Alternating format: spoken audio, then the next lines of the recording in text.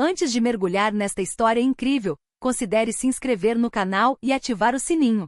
Cada história aqui tem algo a dizer, e você não vai querer perder nenhuma. Numa enorme vila com paredes de vidro, situada como uma joia nas falésias brancas do Mediterrâneo, vivia Rafael Delcourt. A arquitetura desta casa parecia refletir sua filosofia de vida, transparência aparente, complexidade interior. A luz entrava por todos os lados, acariciando os móveis de madeira rara, os tapetes persas e as pinturas modernas que ele colecionava secretamente, apaixonado por arte e história. Aos 58 anos, Rafael era um homem que não poderia ter sido mais bilionário. Nem seu estilo discreto de se vestir, ternos cinza sóbrios, relógios sem marcas ostentosas, nem seus gestos calmos, nem mesmo sua voz calma, quase gentil. Ex-gênio da tecnologia, ele havia começado em uma garagem, como muitos de seus colegas, mas onde outros buscavam fama, ele havia buscado apenas liberdade. Ele lutou para construir um império digital a partir de linhas de código, noites sem dormir e ideias que muitas vezes eram consideradas malucas antes de serem copiadas.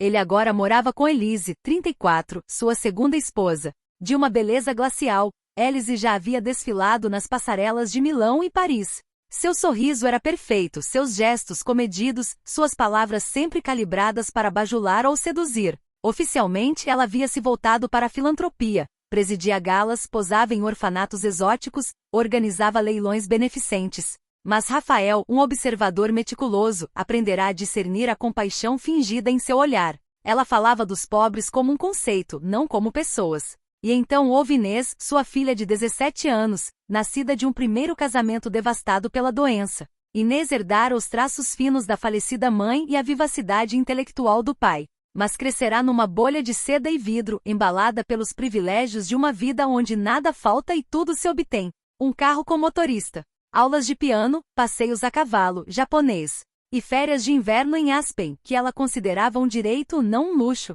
Nos últimos meses, Rafael percebera nela uma nova dureza, um olhar que se enrugava de desprezo ao se deparar com um garçom desajeitado ou um entregador atrasado. Ele não disse nada, mas anotou tudo. Um dia, quando ele a ouviu rindo com os amigos sobre um colega bolsista, a mochila dele, juro, cheirava a pobreza, algo quebrou dentro dele. Ele pensou em sua primeira esposa, Camille, uma professora comprometida que frequentemente lhe dizia: a verdadeira riqueza é permanecer humano, mesmo quando você tem tudo. Ele olhou para Elise, que estava na sala de estar falando ao telefone sobre uma bolsa de grife como se fosse um investimento vital. E ele entendeu. Ele se tornará invisível dentro de sua própria casa. Amado por seu dinheiro, ouvido por seu poder, mas desconhecido por ninguém. Então ele elaborou um plano. Extremo, confuso, mas necessário. Uma noite, sem aviso, ele foi embora. Ele deixou uma carta, escrita com sua própria caligrafia, numa letra trêmula que ele fingiu parecer enfraquecida e quebrada. Perdi tudo. O Estado congelou minhas contas. Estou arruinado. Preciso de alguma perspectiva. Não me incomode. A carta foi colocada na mesa de café da manhã em mármore branco, entre a tigela de frutas exóticas e a máquina de café italiana. Quando Elise leu, seu rosto permaneceu impassível. Nenhuma lágrima. Apenas uma careta quase imperceptível. Ela releu a carta, certificou-se de que não havia entendido mal e pegou o telefone. Descou um número, o do seu advogado particular. O que eu tenho a perder? Ela perguntou com a voz seca. Inês leu a carta e desatou a chorar. Mas não era a tristeza que a sufocava, era o pânico. E o meu carro? Minhas roupas? Onde vamos morar agora? Perguntas triviais, mas reveladoras. O que eles não sabiam era que Rafael não estava longe. Sob uma identidade falsa com uma barba grisalha emaranhada, roupas surradas e um novo documento de identidade, ele se estabeleceu a 5 quilômetros de distância, em um estúdio decrépito acima de uma loja de conveniência. De lá, ele observava. Contrataram um ex-investigador particular discreto e metódico que filmava, anotava e transcrevia. Cada gesto, cada palavra, cada reação de seus entes queridos era documentado. Rafael queria a verdade. Não aquele que as palavras disfarçam, aquele que as ações revelam. Sem sua renda, a vila foi logo confiscada. Os credores não tinham interesse no passado glorioso de Rafael. Elise, privada de cartões bancários, motorista, estilistas e maquiadora, encontrou o silêncio daqueles que ainda ontem a chamavam de minha querida. Ela tentou vender sua história para alguns tabloides. Esposa de um bilionário decadente, ela conta sua história, mas o interesse durou pouco. Ela não estava mais na moda. Uma nova It-Girl havia tomado seu lugar. Inês teve que deixar seu colégio chique. Seus amigos a abandonaram sem dizer uma palavra, como alguém que bate a porta sem olhar para trás. Ela entrou para um colégio público. Lá, a zombaria foi imediata. Seu sotaque, suas roupas, seu jeito de falar. Tudo soava falso, arrogante. Ela era uma estranha neste mundo. Mãe e filha tiveram que se mudar para um pequeno apartamento no subúrbio. 2 cômodos. Uma cozinha minúscula. Vizinhos barulhentos. Um prédio sem elevador. Elise ficou amarga. Ela continuou dizendo que a culpa era toda de Rafael, que ele tinha arruinado tudo. Ela culpava a sociedade, o fisco, os juízes. Mas nunca a si mesma. Inês, por outro lado, começou lentamente a abrir os olhos. Ela lia mais. Ouvia mais. Observava seus colegas com histórias tão diferentes. Ela experimentou pela primeira vez a vida sem filtros. E foi aí que a transformação começou. Num dia de inverno, enquanto o vento soprava pelas ruas cinzentas da cidade e as vitrines exibiam ofertas que Elise não podia mais pagar, ela passou por um velho sentado em um pedaço de papelão encharcado do lado de fora de um supermercado. Seu paletó estava rasgado, seus dedos inchados de frio, sua barba desgrenhada escondia parcialmente seu rosto, mas seus olhos... Aqueles olhos brilhavam com uma luz familiar, profundo, inteligente, quase triste. Elise mal olhou para ele. Ela diminuiu o passo como se tomada por uma dúvida passageira, e então balançou a cabeça. Ele estendeu a mão lentamente sem dizer uma palavra. Ela parou a 1 metro de distância, encarou-o brevemente e disse bruscamente, como se estivesse atirando uma pedra. Trabalhe, em vez de estender a mão. Sua voz cortou o ar gelado, áspera, implacável. Ela retomou a caminhada, a cabeça erguida, o casaco bem apertado em volta do corpo, como um baluarte contra a vergonha. Mas Inês, alguns passos atrás, parou. Ela ouvirá o tom, vira o gesto. Não sabia as palavras, mas sentia lá no fundo que algo estava errado. O olhar do mendigo a perturbava. Ele não estava implorando. Estava observando. Ela colocou a mão no bolso e tirou uma nota de 10 euros, uma quantia irrisória comparada ao que ela costumava gastar fora em cafés caros. Ela se aproximou lentamente. O velho continuou em silêncio. Quando ela colocou o bilhete em sua mão, seus olhares se encontraram. Ele deu um sorriso pequeno, quase imperceptível, mas sincero. Um sorriso que continha mais gratidão do que 1000 palavras. Naquela noite no estúdio apertado, o investigador particular, um antigo gendarme com um ar cansado, anotou no seu caderno de couro. Inês demonstrou compaixão. Elise, desprezo. Primeira reviravolta emocional confirmada. As semanas seguintes marcaram uma lenta queda em direção ao irreversível. Elise, sobrecarregada pela dureza da nova existência, começou a vender o que lhe restava, suas joias, suas bolsas de luxo, um relógio que Rafael lhe dera um dia. Ela visitava lojas de revenda usando óculos escuros e um lenço puxado até o nariz, como se quisesse esconder não o rosto, mas a queda. Ela refletia dia e noite, alimentando um rancor feroz. Rafael era apenas um covarde, um homem egoísta. Se nos amasse, não nos teria abandonado como cães. Ela repetiu essas palavras como um mantra na esperança de se convencer. Mas Inês não reagia mais. Ela havia mudado. Na livraria local, onde encontraram um emprego de meio período, descobriu um mundo desconhecido. Colegas compartilhando refeições, clientes conversando sobre poesia, lutas, histórias reais.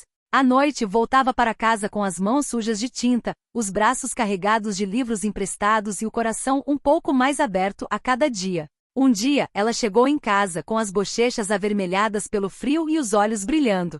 Disse à mãe em voz baixa: "Sabe, acho que o papai não queria nos machucar. Ele queria que víssemos o mundo de forma diferente." Elise jogou a revista no chão. "Você é louco. Ele queria nos destruir, nos humilhar. Você ainda está defendendo ele? Depois de tudo o que ele fez com a gente?" Inês não respondeu. Baixou os olhos. Mas em seu silêncio havia uma certeza. Uma intuição profunda. Ela não sabia onde seu pai estava. Ou por que ele tinha feito aquilo. Mas sentia que ele não estava morto. Não estava perdido. Não estava louco. Talvez ele estivesse observando. E ela queria que ele soubesse que ela entendia. O que Elise não sabia, o que o mundo inteiro não sabia, era que Rafael, em seu estúdio apertado, acabará de derramar uma lágrima silenciosa. Pela primeira vez em muito tempo. 1 ano após seu desaparecimento, enquanto o outono tingia a cidade novamente de ferrugem e sombras compridas, um envelope grosso apareceu na pequena caixa de correio de Elise e Inês. Papel marfim, tinta preta, caligrafia caprichada. Sem selo. Sem endereço do remetente. Apenas algumas palavras. Localização: Dumas Varelhouse, South Shore. Horário: 20 horas. Assunto: a verdade espera por você. Elise franziu a testa. Uma brincadeira? Uma piada ruim? Mas seu coração batia mais rápido. E apesar de si mesma, uma parte dela esperava. Inês, por sua vez, sentiu imediatamente uma tensão familiar. Essa escrita. Esse estilo preciso, despojado, silenciosamente teatral. Ela murmurou. É ele. Exatamente às 20 horas, eles empurraram a porta de metal do antigo armazém, transformado em um sótão vazio. Concreto polido, tetos de vidro, uma luz quente difusa por luminárias pendentes. Um aroma de madeira encerada pairava no ar. O espaço estava vazio, mas repleto de expectativa. Um homem se adiantou. Magro, com o cabelo levemente grisalho, vestindo um suéter simples e calça simples. Mas seu olhar, afiado, penetrante, lúcido, era Rafael. Elise deu um passo para trás, paralisada. Inês não se mexeu, como se todo o ar tivesse sido sugado dela. Boa noite, ele disse com a voz calma. Eles se sentaram. À sua frente havia uma mesa comprida e rústica de madeira coberta com documentos confidenciais, fotos e um computador conectado a um projetor. O silêncio era denso. Rafael colocou as mãos sobre a mesa, olhou para cada uma delas e declarou: o que você vivenciou este ano não foi um castigo. Foi uma revelação. Ele se virou para a tela. Um vídeo começou a tocar. Nós vimos Elise lá, elegante mas nervoso, conversando com um amigo. Sabe, assim que um homem mais poderoso aparece, eu vou embora. Rafael não é mais o mesmo. Muito fraco. Muito lento. Depois outra. Ela estava ligando para um antigo amante. Não, eu não o amo mais.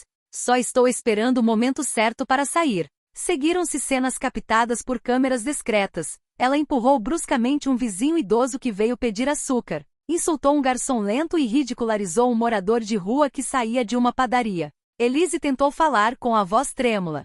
Você não entende. Eu estava sozinho, perdido. Você me deixou sem uma explicação. Mas Rafael ergueu a mão. Não havia mais raiva nele. Apenas uma verdade que se tornará implacável. Ele então lançou outra série de vídeos. De Inês. Ela foi vista ajudando um garotinho a aprender a ler em um banco de parque. Dando seu cachecol a uma mulher tremendo de frio. Chorando silenciosamente à noite agarrada a um porta-retratos antigo onde Rafael a segurava nos braços quando criança. Inês virou a cabeça ligeiramente. Ela também não queria que ninguém a visse chorar desta vez. Rafael a encarou por um longo tempo. Então se levantou. Elise, você não me amava. Você amava conforto, status, aparências. Eu acreditei em você. Eu queria. Mas este ano revelou quem você é. A mentira acabou. Nosso casamento acabou.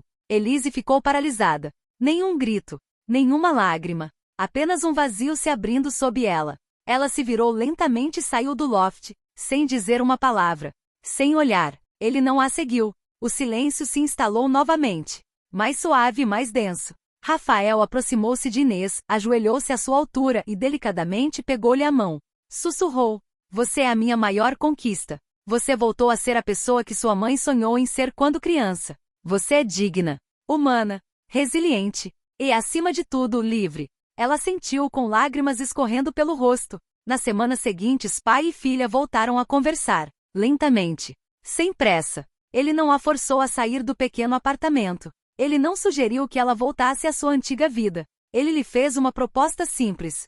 Tem um projeto, uma fundação para ajudar jovens a reconstruir suas vidas. Para ensiná-los que a riqueza do coração vale mais do que a de contas bancárias. Quero que você cofunde essa fundação comigo. Inês sorriu em meio às lágrimas.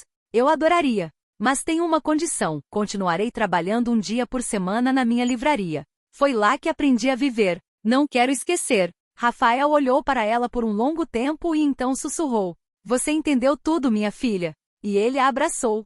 Pela primeira vez em anos, ele sentiu paz. Ele não desapareceu por vingança. Ele desapareceu para enxergar com clareza. E nessa nova clareza, ele havia perdido uma esposa, mas encontrou o essencial. Sua filha.